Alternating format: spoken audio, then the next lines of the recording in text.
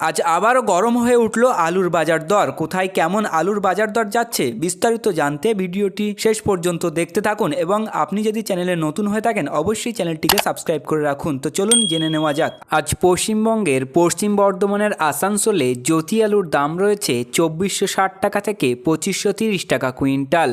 দক্ষিণ দিনাজপুরের বালুরঘাটে লোকাল আলুর দাম রয়েছে 2100 টাকা থেকে 2200 টাকা কুইন্টাল। আলিপুরদুয়ারে জ্যোতি আলুর দাম রয়েছে 2100 টাকা থেকে 2170 টাকা কুইন্টাল। আলিপুরদুয়ারে রেড আলু দাম রয়েছে 2500 টাকা থেকে 2600 টাকা কুইন্টাল। পশ্চিম বর্ধমানের আসানসোলে জ্যোতি আলুর দাম রয়েছে 2360 টাকা থেকে 2530 টাকা কুইন্টাল। পুরুলিয়ার বলরামপুরে অন্যান্য আলুর দাম রয়েছে 2500 টাকা থেকে 2600 টাকা কুইন্টাল। বাঁকুড়া সদরে জ্যোতি আলুর দাম রয়েছে 2350 টাকা থেকে 2400 টাকা কুইন্টাল।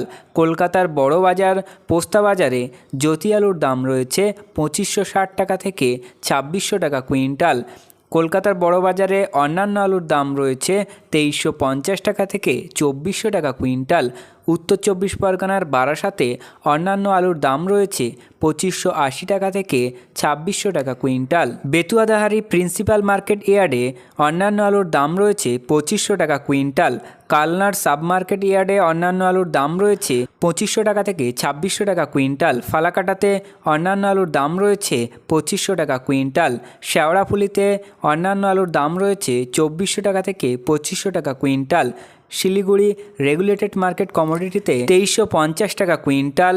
মোহাম্মদবাজার কৃষি বাজারে 2260 টাকা থেকে 2300 টাকা কুইন্টাল। দুর্গাপুরের জ্যোতি আলুর দাম রয়েছে 2240 টাকা থেকে 2360 টাকা কুইন্টাল।